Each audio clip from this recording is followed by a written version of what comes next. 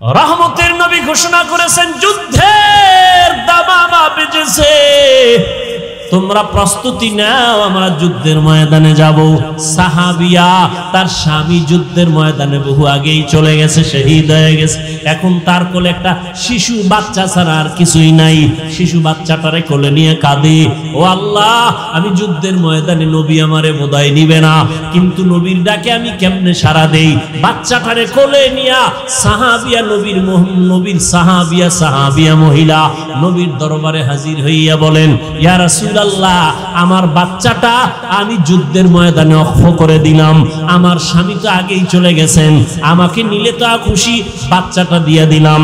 রহমতের নবী বলেন, ও মা, তোমার বাচ্চা যুদ্ধের ময়দানে দিলে কি লাভ হবে? আল্লাহর বান্দি কাঁদে আর কয়, ও পয়গম্বর, বেঈমানের পক্ষ থেকে যখন তীর ধনুক আসবে আমার বাচ্চাটারে ঢাল বানায় দিবেন, আর আমার বাচ্চার শরীরের মধ্যে দুশমনের তীরের আঘাতগুলো লাগবে, আমার এই আঘাতগুলো বাচ্চা সহ্য করবে আর সাহাবী নিরাপত্তা লাভ করবে। কিয়ামতের ময়দানে আল্লাহ আমাকে শাহাদাতের বরকতে জান্নাত দিয়ে দিবে। ইয়া আইয়ুহাল্লাযীনা আমানুত্তাকুল্লাহ, ও দুনিয়ার মুমিন, তোমরা আল্লাহকে ভয় করো, তাকওয়া অর্জন করো। আকুলু কাওলান সাদীদা, জবান দ্বারা যা বলবা সঠিক সত্য শালীন ভাষায় বলিও। কি লাভ হবে? এক নাম্বার লাভ, ইউসলিহ লাকুম আমালাকুম, টুটা ফাটা যে আমল করছো ভুলে ভরা, আমি আল্লাহ আমলগুলোকে পরিশুদ্ধতার সাথে কবুল করে ফেলবো। দুই নাম্বার পুরস্কার, ওয়ায়াগফির লাকুম যুনুবাকুম, জীবনে যত গুনাহ করেছো সব গুনাহ আমি মাফ করে দিব। ওয়া মান ইউতিইল্লাহা ওয়া রাসূলাহু, যারা আমি আল্লাহ এবং আমার রাসূলের তাআত করবে, ফাকাদ ফাযা ফাওজান আযীমা, অতঃপর তাদের বিজয় হবে চূড়ান্ত বিজয়, সফল বিনা হিসাবে জান্নাতি। হাদিস পড়েছি, রাসূল বলেন, মাইয়াজমান লিমা বাইনা লাহইয়াইহি ওয়া মা বাইনা রিজলাইহি আজমান লাহুল জান্নাহ। রহমতের নবী বলেন, দুইটা জিনিস হেফাজতের জিম্মাদারি যদি তোমরা উম্মতেরা নাও, আমি নবী তোমাদের জান্নাতে নেওয়ার জিম্মাদারি নিব। কয় জিনিস? এক, দুই ঠোঁটের মাঝে জবানের হেফাজত করো। দ্বিতীয়, লজ্জাস্থানের হেফাজত করো। আয়াতের মধ্যে দুইটা আদেশ দিয়েছেন আল্লাহ মুমিনকে, কোনো বেঈমানকে দেন নাই। কেন? বেঈমান জান্নাত পাবে না, জান্নাত পাবে শুধু মুমিনেরা। ওই মুমিনকে দুইটা আদেশ দিয়েছেন, মানলে দুইটা নগদ পুরস্কার। এক নাম্বার আদেশ, আল্লাহকে ভয় করো। দ্বিতীয় আদেশ হলো জবানকে কন্ট্রোল করো। দুইটা আদেশ যদি মানো, দুইটা নগদ পুরস্কার। এক নাম্বার, তোমার সব আমল কবুল। দ্বিতীয় পুরস্কার, জীবনের সব গুনাহ মাফ। মানবা কি করে? আল্লাহ আয়াতের শেষে বলেন, আল্লাহর আনুগত্য করো, রাসূলের তাআত করো, তাহলেই তোমার সফলতা আসবে। আল্লাহকে মানো, রাসূলকে মানিয়া এরপরে জীবনটাকে চালাও, জীবন তোমার সফল হয়ে যাবে। আল্লাহকে মানতে হলে, নবীকে মানতে হলে না দেখে মানা যায় না। এজন্য নবী এক হাদিসে বলেন, সল্লু কামা রাআইতুমুনি উসাল্লি, নামাজ আদায় করো আমাকে যেমন তোমরা নামাজ আদায় করতে দেখো। নবীকে যেমন নামাজ আদায় করতে দেখো তেমন তোমরা আদায় করো। কিতাবে দেখো, নবী বলেন নাই, বলছে আমাকে দেখো, কিতাবে না। কারণ কিতাবে অনেক কিছু আছে বুঝবা না, বুঝার মেধা নাই। আমি নবী যেভাবে বুঝাই ওইভাবে বুঝো।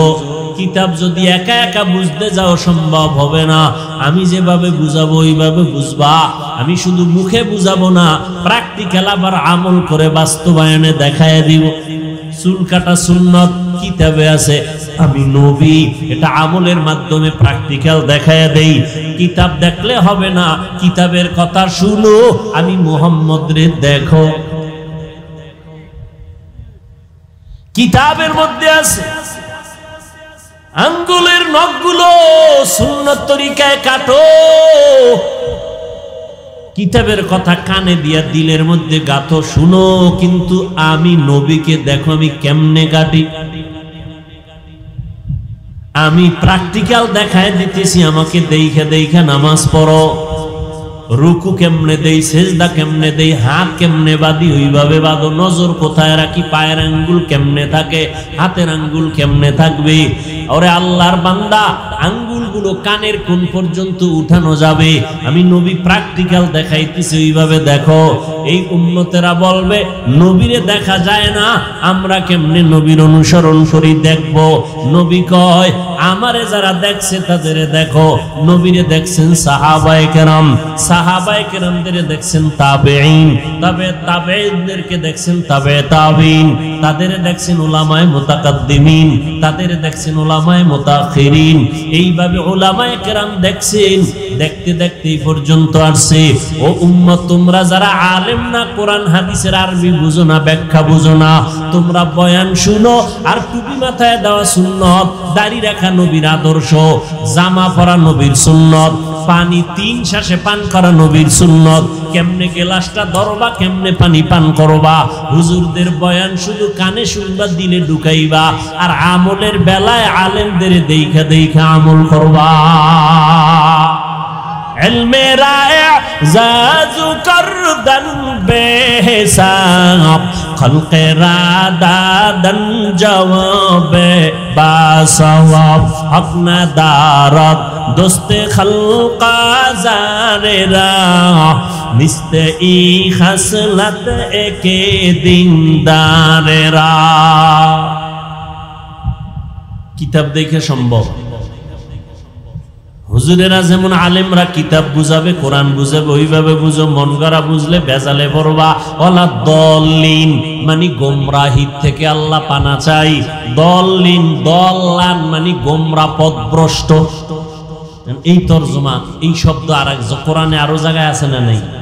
হ্যাঁ, নেও যদি তুমি গোমরা কও ঈমান যাবে গা। কয় কেমনে? কয় অদ্দুহা ওয়াল লাইলি ইযা সাজা, মা ওয়াদ্দাকা রাব্বুকা ওয়া মা ক্বালা, ওয়ালাল আখিরাতু খায়রুল লাকা মিনাল উলা, ওয়ালা সাওফা ইউতিকা রাব্বুকা ফাতারদা।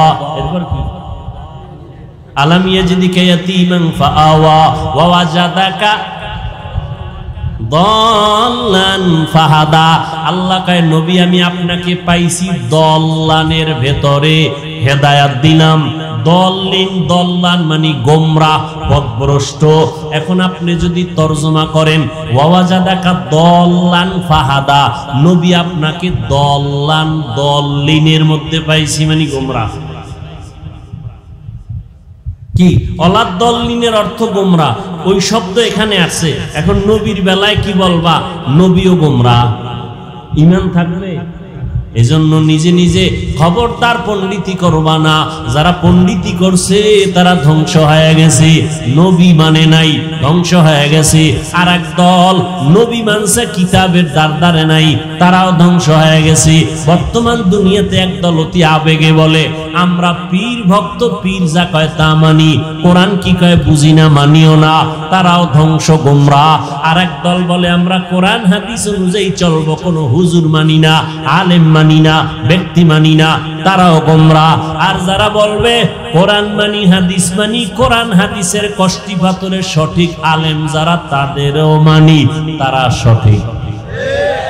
ইলমে রায়ে জাজু করদন বেহিসাব, খলকে রাদাদন জওয়াবে বাসওয়াব, হক না দারদ দোস্তে খলকা জারেরা, মিস্তে ই খাসলত একে দিনদারেরা। ও যুবক, রহমতের নবী বলেছেন যুবক নবীর উপকার করেছে।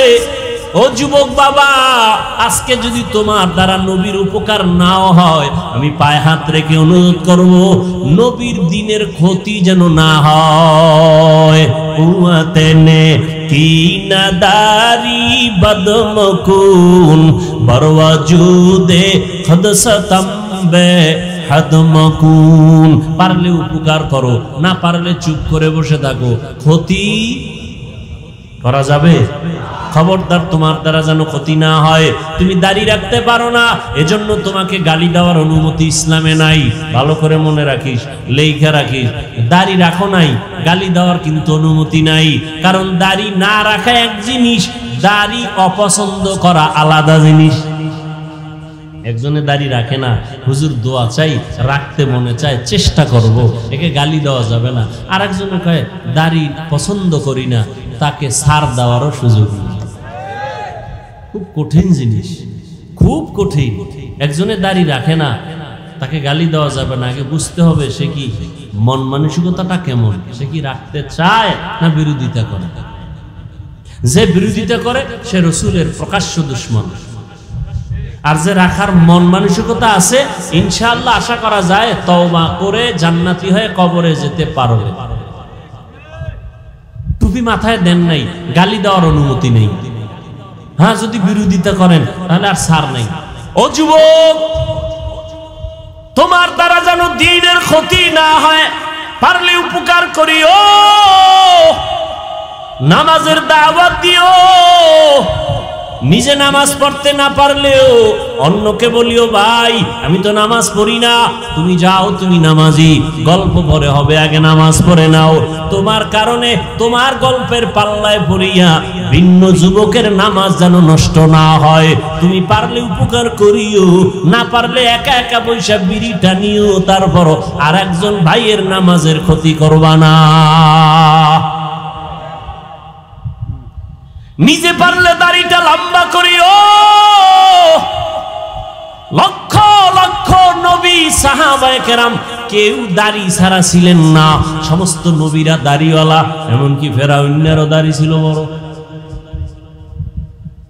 আমরা কি ফেরাউনের দাড়ি রাখিনি?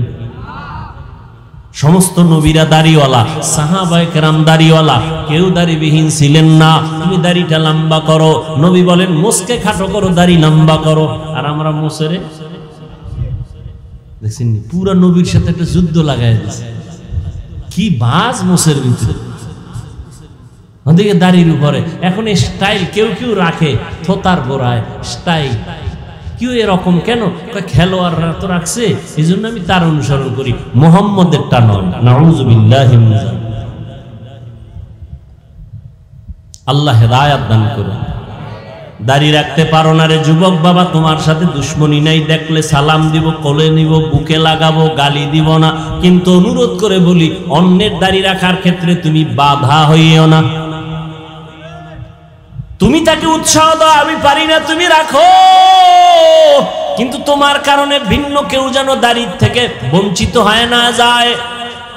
কারণ দাড়িবিহীন লোকটার 24 ঘন্টা অল টাইম সেকেন্ডে সেকেন্ডে সেকেন্ডে সেকেন্ডে কবিরা গুনাহ কবিরা গুনাহ কবিরা গুনাহ লেখাই হয়। আল্লাহ হেদায়েত দান করুন। এরে নবীর আশিক, আল্লাহ পাক রব্বুল আলামিনের পয়গম্বর বলেন, দুই জিনিস হেফাজতের জিম্মা যদি নাও, আমি তোমাকে জান্নাতে নেওয়ার জিম্মাদারি নিব। এক নাম্বার জবানটারে কন্ট্রোল করো, দুই নাম্বারে লজ্জাস্থান হেফাজত করো। আর জবানকে আর লজ্জাস্থান হেফাজত করার জন্য বর্তমানে যে বাধা, তার নামেই মোবাইল। জবান কন্ট্রোল হয়নি মোবাইলে, তো বলেন কি সারা রাত জিকির চলে মোবাইলে, সারা রাত। আল্লাহ হেদায়েত দান করুন। কত বাজে কথা বলেছো এই যুবকের, আল্লাহরে ভয় করিস। দুনিয়াতে কয়দিন হায়াত পাবি এটা আল্লাহ লেখছে না? ও বাবারা বলো না, যুবকরা একটু বলো, নির্ধারণ আছে না নাই? আছে। ঠিক কয়দিন তুমি কত কিলো খানা খাইবা তাও কিন্তু বাজেট আছে, আছে না নাই? ঠিক তেমনি ভাবে তোমার জীবনে কয়টা কথা বলবা তাও বাজেট আছে। এই যুবকের একটু খেয়াল কর, ফাও দইরে কই, একটু খেয়াল কর। হায়াতের বাজেট এখনো বাকি, কিন্তু মোবাইলে এত বেশি কথা কইছো, বাজেট শেষ। মরার আগে জবান বন্ধ, মনে রাখো, লিখে রাখো। মরার আগে অনেক মানুষ কথা বলতে পারে না, দেখো নাই? কারণ কি হায়াতের বাজেট বাকি, কথার বাজেট নাই। এই জন্য হিসাব করে কথা কইও। হযরত ওমর ফারুক মুখের ভিতর একটা পাথরের টুকরা দিয়ে রাখছেন, প্রয়োজন অনুযায়ী কথা বলবেন, অনর্থক কথা যেন বের না হয়, আল্লাহর আদালতে জবাব দিত। এমনি ওমরের নাম বাগের বাচ্চা, পৃথিবীর টপ লেভেলের টেররিস্ট হযরত ওমর, বিশ্ব সন্ত্রাসী হযরত ওমর। কারণ বিশ্ব নবীকে যে হত্যা করতে যায় সে বিশ্ব সন্ত্রাসী। কিন্তু আজ ওমর হয়ে গেল এত বড় দামি ব্যক্তি যে শুধু মানুষ ভয় করে না, ইবলিস শয়তান ওমরকে ভয় করে। আমগো দেশের এক বাঙালিকা হুজুর, আমারও শয়তান ভয় করে। কেন কয়? আমি ওর থেকে বড় শয়তান। আমি যে আকাম জানি সিফায় গিয়া, এটা শয়তানও জানে। আল্লাহ হেদায়েত দান করুন। ফাতেমা রাদিয়াল্লাহু আনহার একটা কথা টানছিলাম, মনে আছে না? সুযোগ থাকলে বলবো, যদি আপনারা ধৈর্য ধারণ করে বসেন ইনশাআল্লাহ। নামাজ তো পড়েন নাই, ফজরটাও পড়বেন কিনে নিয়ে তো টেনশন নাই। এই টেনশন আমাদের, নামাজ পড়তেই হবে। একা একা যাইয়া যদি নামাজটা না পড়ে ঘুমাই, বউ কিছু কইব না ভয়ে, কিন্তু আমার ভিতরে আল্লাহর ভয়, যে সম্মান তো আমি টাকা দিয়ে অর্জন করতে পারি নাই, এই সম্মান তো আমার সার্টিফিকেট দেওয়া হয় নাই, সম্মান আল্লাহ দিছেন। যদি আল্লাহকে বেজার করি, আল্লাহ সম্মান ধুলায় মিশাই দিতে পারেনি আল্লাহ। কি কথা বলতেছিলাম? ওমরে ফারুক রাদিয়াল্লাহু আনহুকে শয়তান ভয় করে, শয়তান ভয় করে ওমর। এবার বুঝেন তো কেমন বেড়া শয়তান ভয় করে। যেই শয়তান আল্লাহর সাথে চ্যালেঞ্জ দিয়েছে, কোরআনের ঘটনা, আল্লাহর সাথে চ্যালেঞ্জ দিছে আদমকে সিজদা দিব না, আর সেই শয়তান ওমরের দেখলে দৌড়, উল্টা দৌড়। কি কয় আইয়ে, কি আইয়ে, ওই বলার সময় নেই, খালি আইয়ে। সেই ওমর ঈদের দিন, রোজার ঈদের দিন দরজা আটকে কাঁদতেছে। সাহাবী আবু হুরায়রা রাদিয়াল্লাহু তাআলা আনহু বলেন, ভাই ওমর কাঁদেন কেন?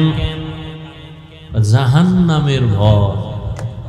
আরে 10 জন সাহাবা জান্নাতের সুসংবাদ পেয়েছেন, এর ভেতর আপনি দ্বিতীয়, আপনি কাঁদেন কেন? আপনি তো জান্নাতের সুসংবাদ প্রাপ্তদের অন্তর্ভুক্ত।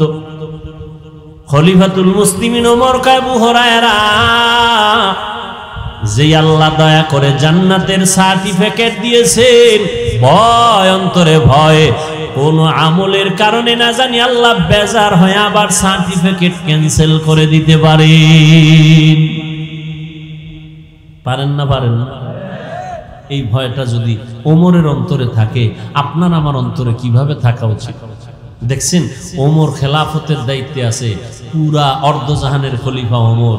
রাতের বেলা ঘুমায় না, এলাকায় ঘুরে ঘুরে খবর নেয় কার কি হালাত। এক ঘরের সিফায় গিয়ে দেয় ভিতরে বাতি জ্বলে, পাশে গোপনত্ব বজায় রেখা শুনতেছে।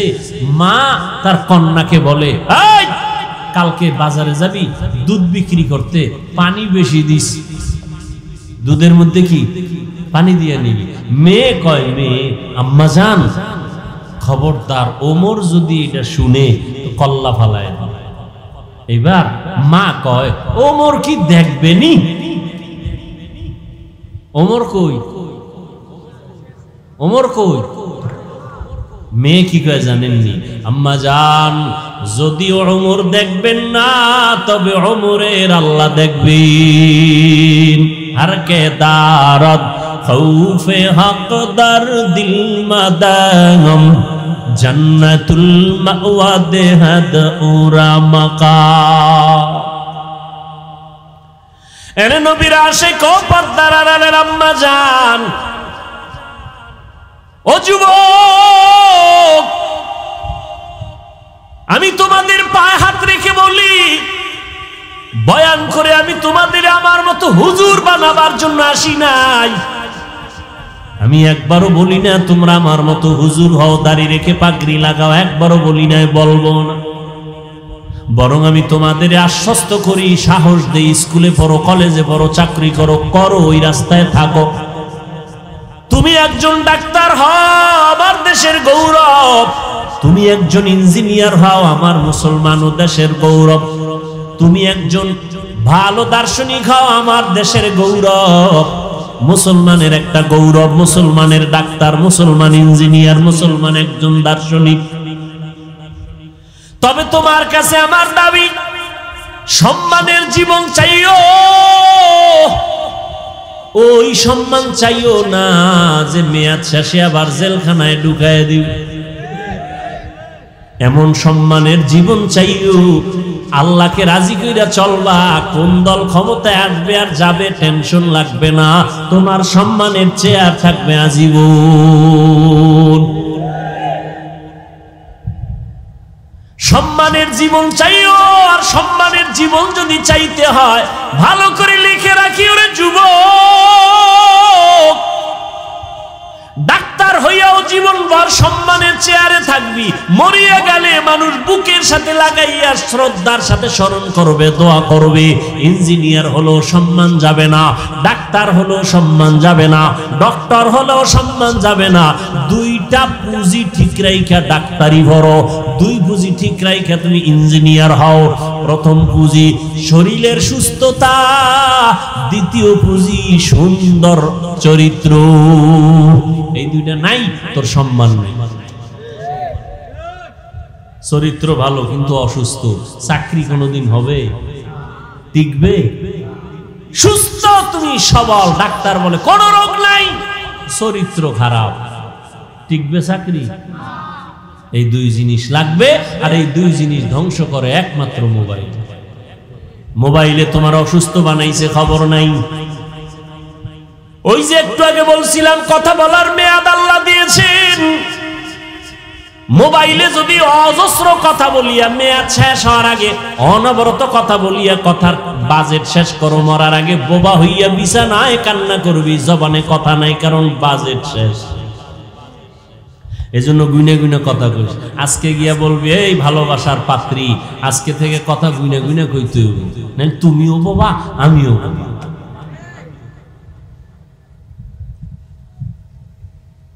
গুনে গুনে কথা বলবা, সাবধান, অনর্থক কথা বলা যাবে না।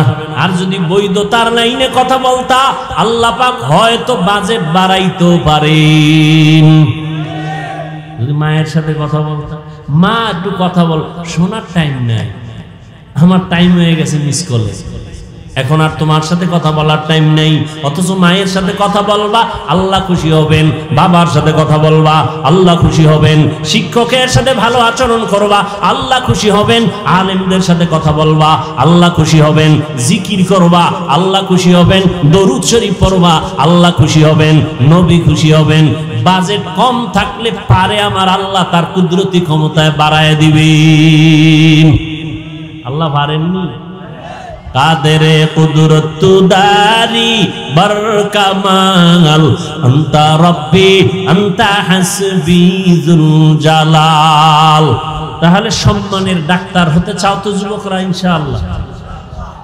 কি ভাই, আমার কথা কি অযৌক্তিক? সম্মানের ডাক্তার হও, সম্মানের ইঞ্জিনিয়ার হও। জীবনটা মইরা গেলেও যেন সম্মানের সাথে নাম লেখা থাকে। কেউ যেন ভিডাইয়া তোমার মূর্তিটারে মাটির সাথে মিলাইয়া না দেয়, কেউ প্রস্রাব করে না। কথা বুঝো? সেই সম্মানের জিন্দেগি চাইলে কয় পুঁজি লাগবে? গেছে গেছে কয় পুঁজি? এটি আমি যুবকেরে কইতেছি, যুবকরা ওদিকে মোবাইলের ধান্দা করে রয়েছে। কয় পুঁজি? এক নম্বরে কি? সুস্থতা। এই মোবাইলে কি বানাইছে? তোমার বিশ্বাস হয় না? আমি হুজুর কই দেখে না। আচ্ছা, আজকে একটু গুগলে ঢুকো, তোমার এই টাচ মোবাইলে শরীরের কি ক্ষতি করে গুগলে লেখা সার্চ দাও, সব পেয়ে যাবে। এই টাচ মোবাইলে চোখের পাওয়ার থাকে না, কানের পাওয়ার থাকে না, হার্ট দুর্বল হয়, মাথা ব্যথা বেড়ে যায়। বাড়ে নাই মাথা ব্যথা? চোখে ব্যথা বাড়ে নাই? বুকে ব্যথা বাড়ে নাই? এবার মরণটা বাকি। অসুস্থ হয়ে গেছে, কানের পার্স নষ্ট। আম্মাজান কয় খানা খাবি না, খাবো।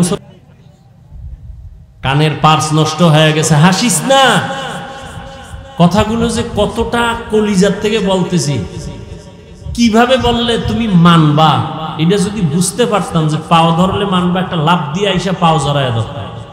এক হুজুর এলাকায় আসছে, সবাই দোয়ার জন্য যায়, সালাম দেয়, হুজুর দোয়া চাই। এক হিন্দু ছেলে আইছে দোয়ার জন্য, হুজুরে হিন্দু ছেলের হাত ধরছে, ধৈরেই সালাম দিছে, হুজুর দোয়া চাই, সালাম টালাম দেয় নাই, দোয়া চাই।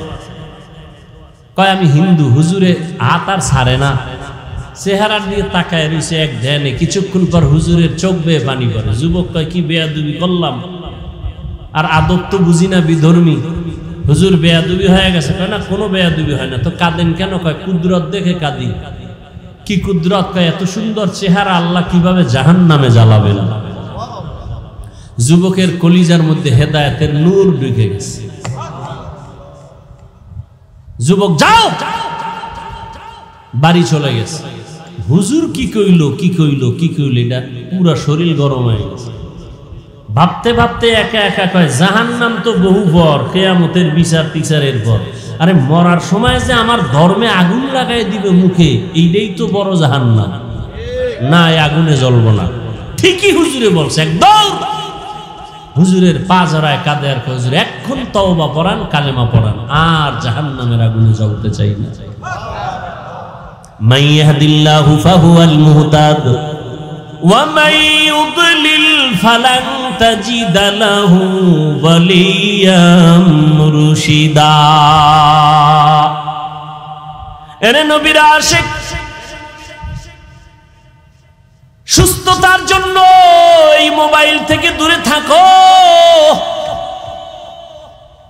আমিও যে মোবাইল চালাই আলহামদুলিল্লাহ, গুনাহ থেকে বেঁচে থাকার চেষ্টা করি আলহামদুলিল্লাহ, তারপরও কিন্তু বেশিক্ষণ তাকায় থাকলে মাথা ঘুরায়। চোখের পাওয়ার অনেকটাই কমে গেছে। কিতাব দেখি মোবাইলে, এখন দেখতে দেখতে গোলাটে হয়ে যায়, লেখা দেখি না, ধুলা ধোয়া। তাহলে তোমার অবস্থা কেমন? আর বাচ্চাদের কাছে এই যে বড় বড় মোবাইল দিয়া বাচ্চারে দেখ, কার্টুন দেখ, এই দেখ, সেই দেখ। অনেক বাচ্চা পর্যন্ত বোবা হয়ে গেছে, কথাই বলতে পারে না। বহু ইতিহাস আমাদের হাতে জমা। বাবায় কান্দে, হুজুর একটু তদবির করে দেন, সন্তান কথাই বলে না। আগে বলতো নি, বলতো, এখন বলে না। মোবাইল দিয়া এই মোবাইলের উপরে পড়ে রাখছে, সারা জিন্দেগি শেষ এই বাচ্চাটা। একদল তো মোবাইল দেখে গেমস খেলতে খেলতে এখন রাস্তায় উলঙ্গ পাগল হয়ে ঘুরে, গেমস খেলা পাগল। যুবকরা বল, আমার একজনে বলছে সত্য নি, গেমস খেলা পাগল হয়েছে যুবক, সত্য নি। কি গেমস জানি এটা? তোরাও খেলতেছো না? তো পাগল হওয়ার ডেটটা কবে? হেসে হেসে উড়াইয়া দিতেছ রে যুবক। অথচ তোমার মা বাবা রক্ত পানি করিয়া তোমাকে বড় বানাইছেন, লেখাপড়া শিখাইছেন, তুমি চাকরি করবা, সম্মানের সাথে থাকবা, মা বাবারে শান্তিতে বসবাস করাইবা, খানা দিবা। অথচ লেখাপড়া করছো, চাকরি নাই, চরিত্র ভালো না, কেউ তোমার দোয়াও করে না, বরদোয়া করে। এখনো সময় আছে, তওবা করে নাও, চরিত্রটারে ঠিক রাখিও। মোবাইলের কারণে তোমার চরিত্রের কোনো গ্যারান্টি নাই, সব ধ্বংস হয়ে যাইতেছে। ও আল্লাহর বান্দারা, আল্লাহ বলেন আমাকে ভয় কর, জবানটারে কন্ট্রোল করো, জবানটারে হেফাজত করো, আল্লাহর ভয় অন্তরে জমা করে নাও। যত বয়ান করি কোনোদিন এই বয়ানে লাভ হবে না যদি আল্লাহর আযাবের ভয় অন্তরে না থাকে। ওমরে ফারুকের অন্তরে ভয় থাকার কারণে কাঁদতেছে, ঈদের দিন জাহান্নামের ভয়। একমাত্র আল্লাহর আযাবের ভয় অন্তরে থাকার কারণে তার বয়ান বেশি লাগে না। আর আবু জাহিল্লার অন্তরে আল্লাহর ভয় নাই। নবীজি 13টা বছর বয়ান করিয়াও কালেমাওয়ালা বানাতে পারেন নাই। ও যুবক, ও পর্দার আড়ালের আম্মা জান, আপনাদের এত মর্যাদা। আমার নবী যুবকের দ্বারা শক্তিশালী হওয়ার ঘোষণা দিয়েছেন। হযরত আলী তার হাতে আসছেন কালেমাওয়ালা। নবী কলিজার কন্যাটারে আলীর কাছে দিয়া আলীরে জামাতা বানায় দিলেন, আর কলিজা দিয়া নবী দোয়া করলেন, আনা দারুল হিকমা ওয়া আলিউন বাবুহা। আমি মুহাম্মদ হলাম ইলম ও হিকমতের ঘর, আর এই ইলমের ঘরের দরওয়াজা আমার আলী। ওই আলীর ঘরে আছে ফাতেমা রাদিয়াল্লাহু আনহা। আলী রাদিয়াল্লাহু আনহুর জন্য এত দোয়া করলেন, আল্লাহ আলীকে এত জ্ঞান দান করেছেন, যেই জ্ঞানের সামনে ওমরও বলে আলীর জ্ঞান যদি আজকে আমার কাছে না থাকতো আমি ওমর ধ্বংসের পথে চলে যাইতাম। লাউলা আলিউল্লাহ লাকা ওমর। ওই আলী বলেন আমি একদিন কোথাও থেকে গিয়া মসজিদে নববীর মধ্যে ঢুকলাম, দেখি রহমতের নবী বসে আছেন, সাহাবায়ে কেরাম বসে আছেন। আম্মা জানেরা একটু ভালো করে খেয়াল করে শুনেন, যুবকেরাও শুনো রে বাবা, বৃদ্ধ বাবাজিরাও শুনেন। হযরত আলী বলেন আমি মসজিদে নববীতে ঢুকলাম, রহমতের নবী বসে আছেন, অন্যান্য সাহাবায়ে কেরামরাও বসে আছেন। একটা প্রশ্ন চলতেছে, জবাব চাইতেছে নবী, কেউ জবাব দেয় না। প্রশ্নটা হলো এই দুনিয়াতে নারীদের জন্য শ্রেষ্ঠ সম্পদের নাম কি? নারীদের জন্য শ্রেষ্ঠ সম্পদ কি? কেউ জবাব দেয় না। হযরত আলী বলেন আমি ঢুকলাম, বসে থাকলাম, কিছুক্ষণ পর দেখলাম কেউ জবাব দেয় না। আমার অন্তরে একটু দাগ আসলো, হঠাৎ করে একটা জবাব আসলো এভাবে যে নবীর কলিজা ফাতেমা, আমি ফাতেমার কাছে জিজ্ঞাসা করলে মনে হয় জবাবটা পাইতে পারি।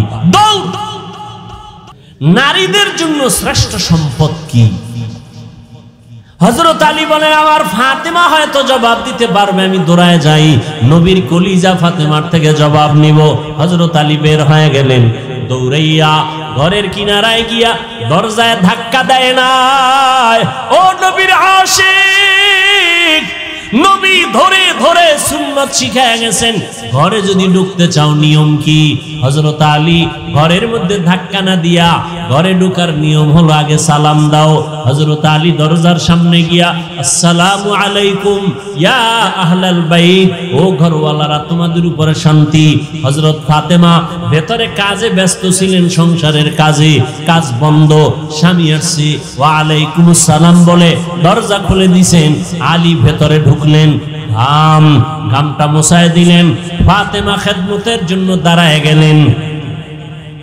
সব কাজ বন্ধ, এখন স্বামীর কাজ, এটা বড় খেদমত।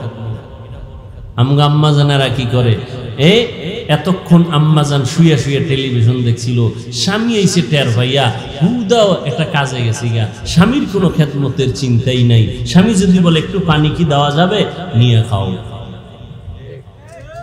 ঠিক নি? হ্যাঁ তো জোরে বলবেন। হায় হায় হায়। ফাতেমা রাদিয়াল্লাহু তাআলা আনহা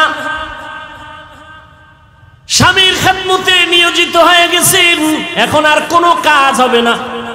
এবার হাল পুরসি জিজ্ঞাসা করেন কেমন আছেন, কোথা থেকে আসছেন, খাইছেন নি কিছু, এত ঘাম কেন? রহমতের নবীর দরবার থেকে আসছি। আব্বা জান কেমন আছেন? আলহামদুলিল্লাহ ভালো, তবে একটু পেরেশানি দেখলাম। কি পেরেশানি? একটা প্রশ্ন করলেন, নারীদের জন্য শ্রেষ্ঠ সম্পদের নাম কি, শ্রেষ্ঠ গুণের নাম কি? কেউ জবাব দেয় না। আমার অন্তর বলে ফাতেমা তুমি পারবা। এবার বলে আলী আপনি যদি দোয়া করেন, আমার আব্বা জানের নেক দোয়া থাকলে আমি জবাব দিতে পারবো। আম্মা জান এমন দোয়া পাইছেন, মা ফাতেমা রাদিয়াল্লাহু আনহা। এবার আল্লাহর রাসূলের মেয়ে জবাব দিছেন, শুনবেন না আরেকটু দোয়ার দিয়ে আগায় যাব? নবীজি একটু মন খারাপ লাগলেই ফাতেমার বাড়ি গিয়ে হাজির। কোথাও যাইবে, শেষে ফাতেমার বাড়ি যায়, এরপরে যায় বিদায় নিয়ে। আসবেন ফাতেমার ঘরে আগে আসেন, এরপরে অন্যদিকে যান। ওখানে আরো কলিজার দুইটা সন্তান আছে, হাসান হোসাইন। নামগুলো একটু ভালো করে বললেন। একজনের নাম রাজ্জাক। রাজ্জাক তো আল্লাহ, বান্দা কোনো রাজ্জাক না, বান্দা হলো আব্দুর রাজ্জাক। হ্যাঁ,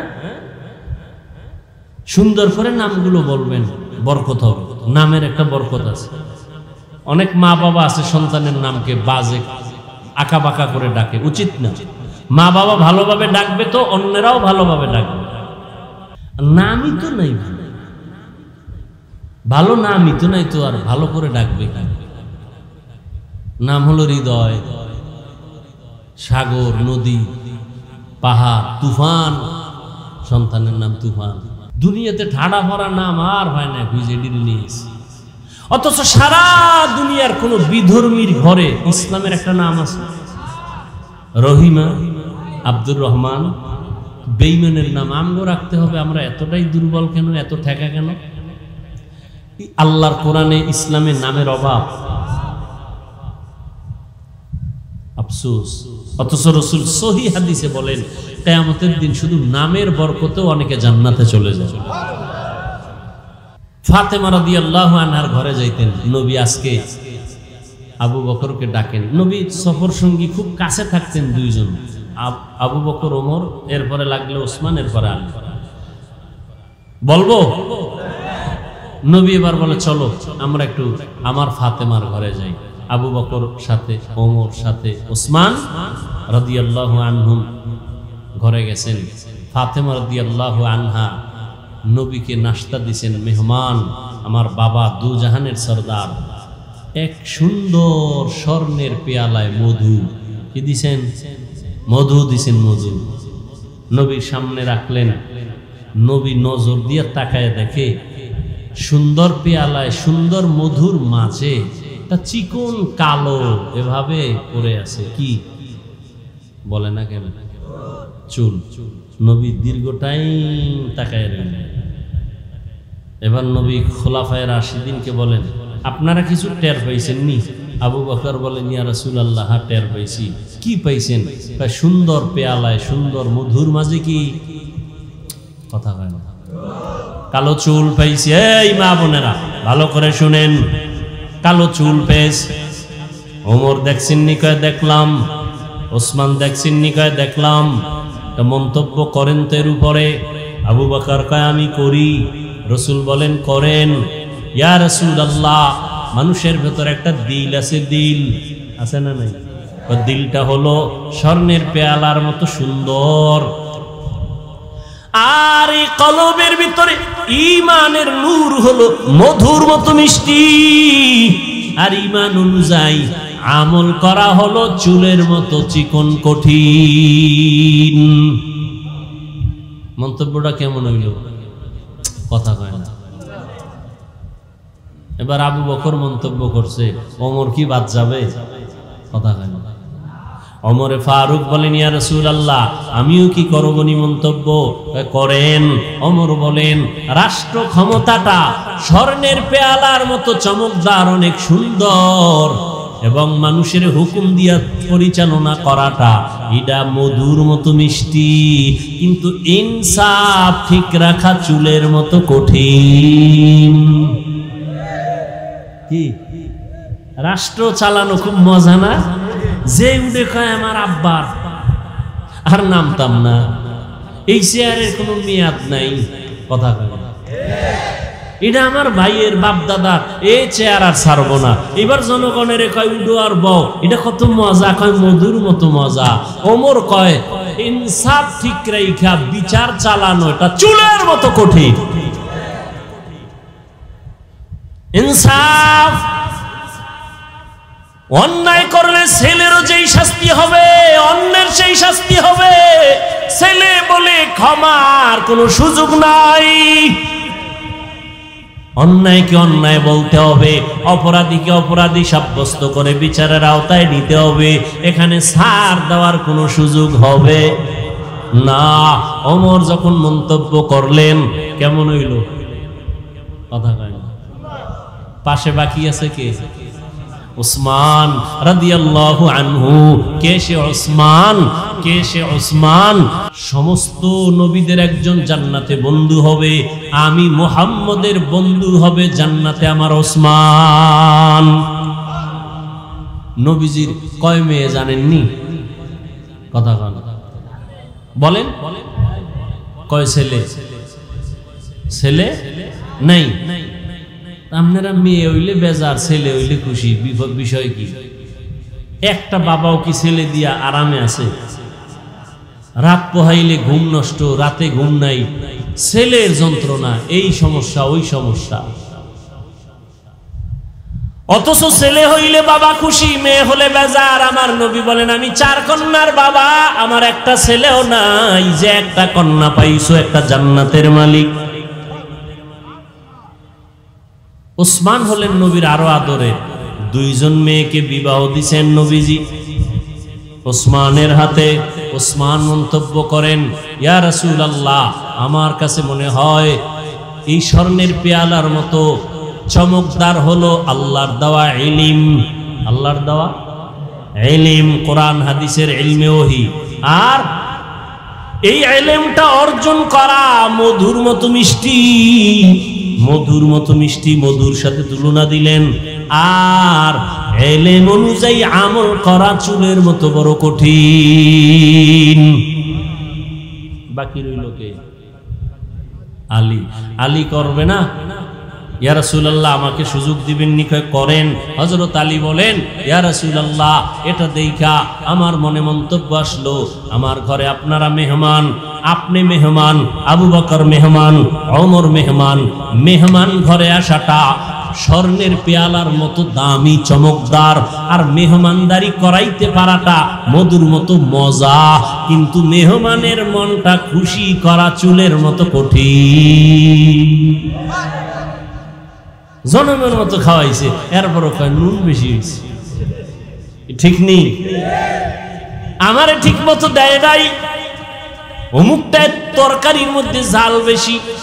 না না না, নবী বলেন খানার মধ্যে দোষ ত্রুটি তালাশ করিও না, প্রশংসা করো, আলহামদুলিল্লাহ অনেক ভালো খাওয়াইছেন। খুশি হইলে আর একবার খাওয়ার সুযোগ আছে না নাই? ভাইরা আমার, বাকি রয়েছে এবার পাশে কে? কথা হয় না। ফাতেমা রাদিয়াল্লাহু তাআলা আনহা, নবীজির কলিজা ফাতেমা রাদিয়াল্লাহু আনহা। আব্বা জান, এত সুন্দর একটা মজলিস, আপনি আমারে কত আদর করেন, আমি কি একটু শরীক হব না? মন্তব্য করে বলে, করো মা।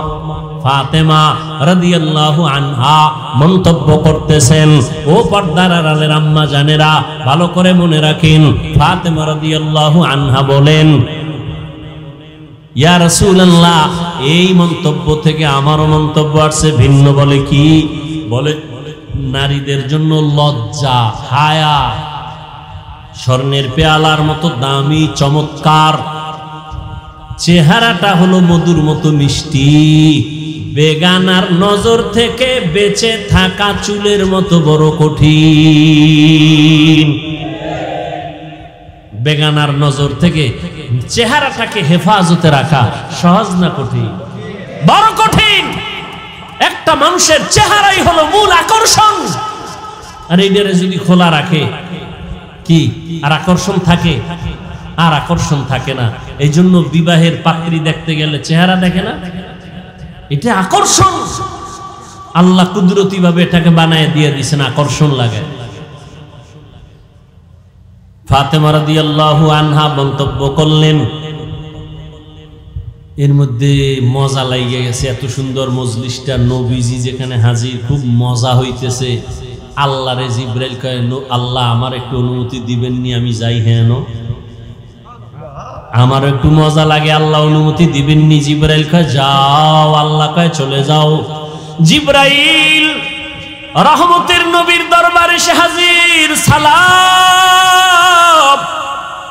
এত সুন্দর মজলিস দেখে নবী, আমি সইতে পারি না, আমি আসছি, আমাকে একটু অনুমতি দিবেন নি, আমি একটা মন্তব্য করব। আল্লাহর নবীকে করেন। জিবরাইল আমিন মন্তব্য করেন, ইয়া রাসূলুল্লাহ, আল্লাহর পথটা, আল্লাহর রাস্তাটা এই পেয়ালার মতো স্বর্ণের মতো চমকদার। মাদ্রাসায় যাওয়াটার রাস্তা কত সুন্দর, মসজিদের রাস্তা কত সুন্দর, দিনের পথ কত সুন্দর, আর এই পথে খরচ করা এটা মধুর মতো মজা। আল্লাহর রাস্তায় খরচ যারা কইরা মজা পাইছে, এরা জীবন দিতে চায়। ঠিক নেই? টাকা পয়সা দেয়, জীবন দেয়, এতে মজা। রাসূলের একজন সাহাবিয়া, পুরুষ না নারী, একজন সাহাবিয়া রহমতের নবী ঘোষণা করেছেন যুদ্ধের দামামা বেজেছে, তোমরা প্রস্তুতি নাও, আমরা যুদ্ধের ময়দানে যাব। সাহাবিয়া তার স্বামী যুদ্ধের ময়দানে বহু আগেই চলে গেছে, শহীদ হয়ে গেছে। এখন তার কোলে একটা শিশু বাচ্চা ছাড়া আর কিছুই নাই। শিশু বাচ্চাটারে কোলে নিয়ে কাঁদে, ও আল্লাহ, আমি যুদ্ধের ময়দানে নবী আমারে বোধহয় নিবে না, কিন্তু নবীর ডাকে আমি কেমনে সাড়া দেই? বাচ্চাটারে কোলে নিয়া সাহাবিয়া নবীর সাহাবিয়া মহিলা নবীর দরবারে হাজির হইয়া বলেন, ইয়া রাসূলুল্লাহ, আমার বাচ্চাটা আমি যুদ্ধের ময়দানে অক্ষ করে দিলাম, আমার স্বামী তো আগেই চলে গেছেন, আমাকে নিলে তো খুশি, বাচ্চাটা দিয়ে দিলাম। রহমতের নবী বলেন, ও মা, তোমার বাচ্চা যুদ্ধের ময়দানে দিলে কি লাভ হবে? আল্লাহর বান্দি কাঁদে আর কয়, ও পয়গম্বর, বেঈমানের পক্ষ থেকে যখন তীর ধনুক আসবে আমার বাচ্চাটারে ঢাল বানায় দিবেন, আর আমার বাচ্চার শরীরের মধ্যে দুশমনের তীরের আঘাতগুলো লাগবে, আমার এই আঘাতগুলো বাচ্চা সহ্য করবে আর সাহাবী নিরাপত্তা লাভ করবে। কিয়ামতের ময়দানে আল্লাহ আমাকে শাহাদাতের বরকতে জান্নাত দিয়ে দিবেন। আল্লাহর রাস্তায়, আল্লাহর রাস্তাটা পেয়ালার মতো স্বচ্ছ, বড় বরকতময়, সুন্দর। খরচ করা হলো মধুর মতো মজা, কিন্তু এই রাস্তায় খরচ কইরা অহংকার মুক্ত হইয়া ঠিক থাকা বড় চুলের মতো কঠিন। মাদ্রাসার দান কইরা কয়, আমার নাম লেখো, আমি দানবী, আমারে চিনেননি, এই মাদ্রাসা আমি উড়াই দিছি, মসজিদ আমার, তুমি দিছো। আল্লাহ কিয়ামতে কানে দুইরা কইব, দুনিয়ায় দিছো, দুনিয়ায় পেয়ে গেছো, আখিরাতে খালি যাও। আল্লাহ জিব্রাইলের ওহী নাজিল করে কয়, জিব্রাইল, তুমি গেলা, আমি আল্লাহরে বাদ রাইখা তোমাকে কি ভাল লাগেনি? আমারও অন্তর চাইতেছে, কুদরতি অন্তর, আমিও একটা রহমতের নবীর সাথে সাথে একটা মন্তব্য করি মধু দিয়া। এবার কয়, আল্লাহ করেন। ও জিব্রাইল, নবীরে জানায় দাও। আমিও মন্তব্য করে দিলাম, জান্নাত মুমিনের স্থায়ী শান্তির ঠিকানাটা এই স্বর্ণের পেয়ালার মতো চমকদার, আর ওই জান্নাতের নিয়ামত গুলো হবে, জান্নাতের নিয়ামত গুলো হবে একমাত্র মধুর মতো মজা, কিন্তু জান্নাতে ঢুকতে গিয়া পুলসিরাত পার হওয়া চুলের মতো কঠিন। আল্লাহ মন্তব্য করে দিলেন, পুলসিরাত পার হওয়া বড় কঠিন। রহমতের নবী বলেন, আমারটাও তো বাদ রয়ে গেল, আমিও মন্তব্য করে ফেললাম। আল্লাহর মারিফতটা হলো এটা চমকদার স্বর্ণের পেয়ালার মতো দামি, আর মারিফত অর্জন করা মধুর মতো মজা, কিন্তু আল্লাহর মারিফতের উপরে মজবুত হইয়া আল্লাহর মারিফতের রাস্তায় চলা হলো চুলের মতো কঠিন। আল্লাহর নবীও পুলসিরাতের ভয় চোখের পানি ছেড়ে কান্না করতেন। ও নবীর উম্মতেরা, এলেম অর্জন করা সহজ, আমল করা বড় কঠিন। ঈমান আনা সহজ, ঈমানের উপরে মজবুত হইয়া চলা বড় কঠিন। ও আল্লাহর বান্দিরা, চেহারাটা সুন্দর হয়েছে, লজ্জা আছে ঠিকই, কিন্তু পর্দা রক্ষা করা, বেগানার থেকে নিজেরে বাঁচায় রাখা কঠিন। হযরত আলী প্রশ্নের জবাব চাইছিল, নারীদের শ্রেষ্ঠ গুণ কোনটা, শ্রেষ্ঠ সম্পদ কোনটা? ফাতেমা রাদিয়াল্লাহু আনহা বলেন, নারীদের শ্রেষ্ঠ গুণ হলো বেগানার নজর থেকে নিজেকে হেফাজতে রাখা, এটা নারীদের বড় শ্রেষ্ঠ গুণ। ও পর্দার আড়ালের আম্মা জান, আল্লাহ পাক লজ্জাও দিলেন, চেহারাটাও সুন্দর বানাইলেন।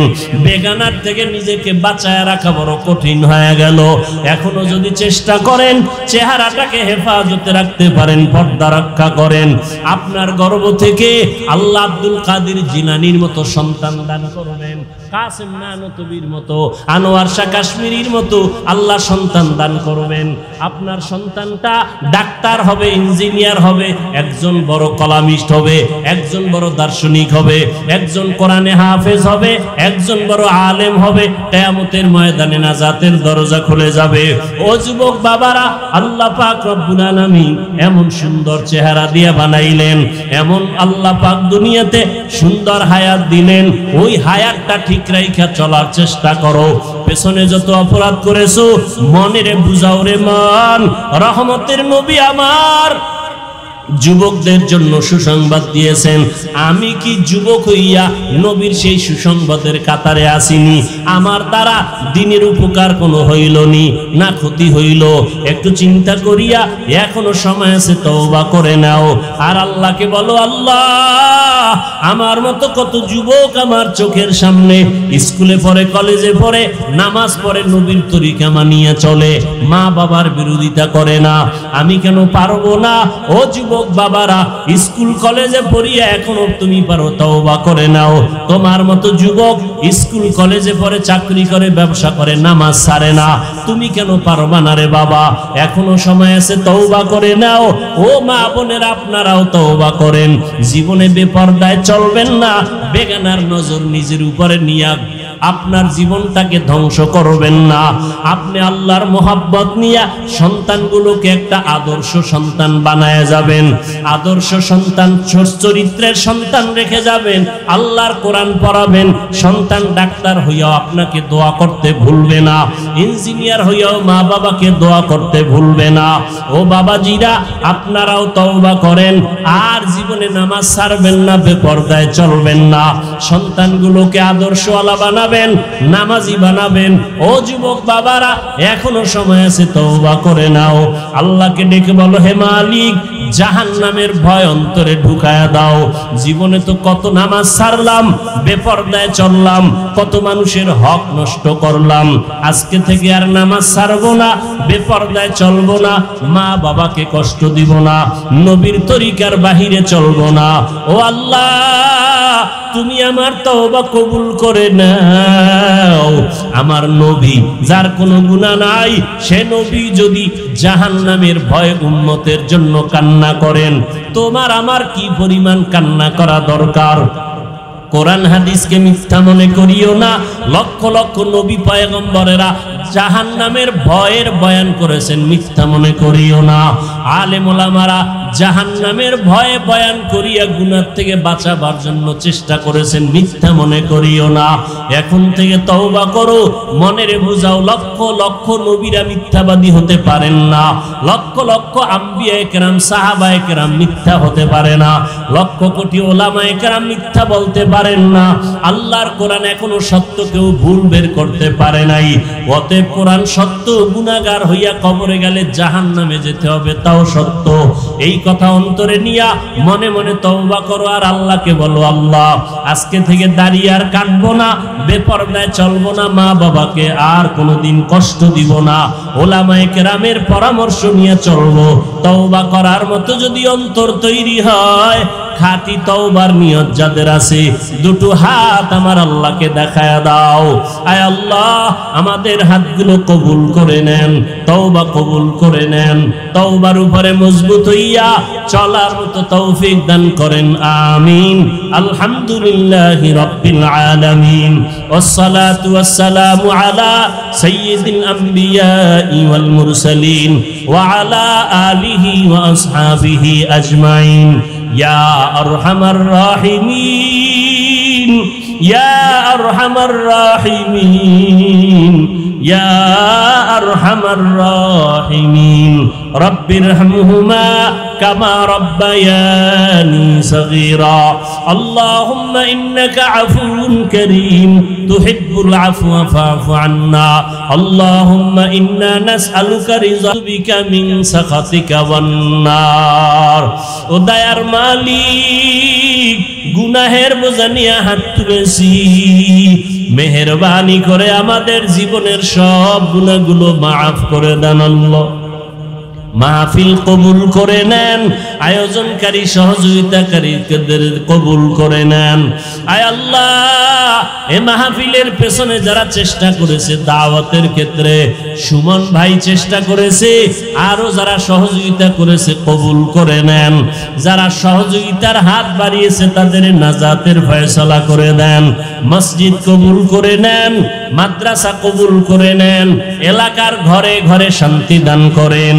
মা বোনদের আবেদা বানায় দেন, পর্দানিশী বানায় দেন, সন্তানগুলো নেককার বানায় দেন, সারা দুনিয়াবাসীকে মাফ করে দেন, মুসলমানের হেফাজত করেন আল্লাহ। বাংলাদেশ শান্তির দেশ বানায় দেন। আয় আল্লাহ, দেশের জন্য দ্বীনের জন্য যারা চেষ্টা করেছে কবুল করে নেন, এখনো যারা চেষ্টা করে কবুল করে নেন, ওলামায়ে কেরামদের কবুল করে নেন। মিথ্যা মামলায় জড়িত যারা কুদরতের দ্বারা মুক্তির রাস্তা খুলে দেন আল্লাহ।